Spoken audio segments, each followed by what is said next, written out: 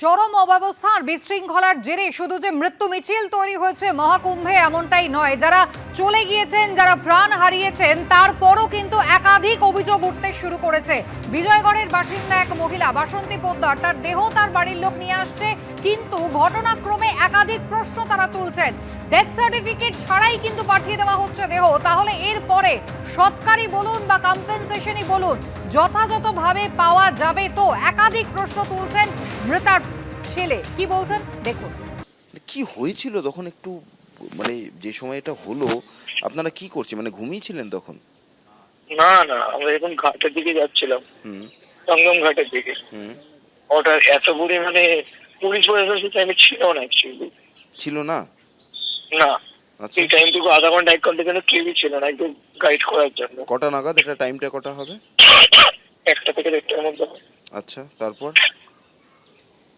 ওই টাইমের মধ্যে এটা হয়েছে ঘটনাটা। মানে কি হলো, হঠাৎ করে একদল লোক কি মানে হুড়মুড়িয়ে চলে এলো?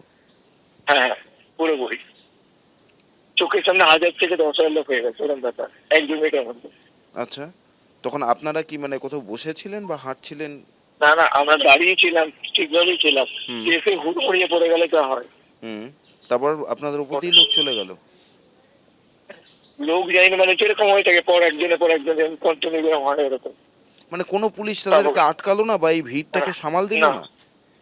না, একটা ভিডিও দেখা যাচ্ছিল যে মাইকে একজন ঘোষণা করছে পুলিশের যে এখনই ভিড় আসবে, এখনই ভিড় আসবে।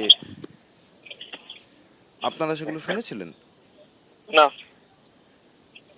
না, অব্যবস্থা ছিল নাকি ওখানে? বলতে পারেন কিছুটা। এই টাইমটুকুর জন্য এই অবস্থা ছিল। আর ওটা হয়েছে আমরা যে ঘাটের মধ্যে গেছিলাম সেই ঘাটটাতেই হয়েছে। আচ্ছা, কি নাম ঘাটটার? এই সঙ্গম ঘাট যেটা ছিল 148 কি নাম্বার নাকি, ওইখানটা। আপনার মাকে কি হাসপাতালে নিয়ে যাওয়ার সময় পেয়েছিলেন? না, মানে হাসপাতালে যাওয়ার আগেই এক্সপায়ার হয়ে গেছিল, যতদূর আমার মনে হয়েছিল। ঘটনা ঘটার পর মানে সেখানে কি মানে সাহায্য পেলেন ওখানকার প্রশাসনের? উনি আমাদের তো মেডিকেল কলেজ রেফার করলো, মেডিকেল কলেজ থেকে যা প্রসিডিউর করলো, আমাকে তো একটা গাড়ি দিল, একটা পুলিশ দিল, এই যে সিস্টেমটা হয়ে গেল। নর্মালি কোনো ডেথ সার্টিফিকেট ইস্যু হয়নি এখনো, বলে আমাকে পাঠানো হবে। আচ্ছা, থানাতে আসবে বললো। অরূপ বিশ্বাস তিনি কিন্তু বলছেন যে যে জটিলতা আজকে তৈরি হচ্ছে সেটা কিন্তু একেবারে উদ্দেশ্য প্রণোদিত। দেখুন, এই কাগজটাই দেওয়া হয়েছে, যাতে কারোর সই নেই, কিছু নেই, একটা হ্যান্ড ওভার সার্টিফিকেট, আর নাথিং এলস, আর কিচ্ছু নেই। এটাই কি প্রসিডিউর? না, নিয়ম হচ্ছে যেখানে ডেথ হয় সেই ডেথ যেখানে হয় সেই ডেথের কাগজ দিতে হবে, ডেথ সার্টিফিকেট দিতে হবে, পোস্টমর্টম করতে হবে। কিছুটাই ওনারা করেননি। যত তাড়াতাড়ি যা করা যায়, লুকানো যায়, সেই ব্যবস্থাই তারা করছেন। যে এরকম একটা কাগজ আর কিচ্ছু দেননি।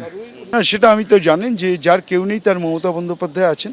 মমতা বন্দ্যোপাধ্যায়ের সরকার, যা যা করণীয় আমরা নিজেরাই করি। কিন্তু কোনো রকম পুলিশ প্রশাসন কারুর কোনো পুণ্যার্থীদের প্রতি দেখভাল, সতর্কতা, সচেতনতা কোনোটাই ছিল না। ফলে এতগুলো মানুষ মারা গেল। আর যেহেতু গঙ্গাসাগর মেলায় 3.5 কিলোমিটার নদী পেরিয়ে যেতে হয়, এখানে তো সড়ক পথে মানুষ গেছেন। জাতীয় মেলা, কেন্দ্রীয় সরকার হাজার হাজার কোটি টাকা দিয়েছেন, তাহলে কেন এরকম হলো?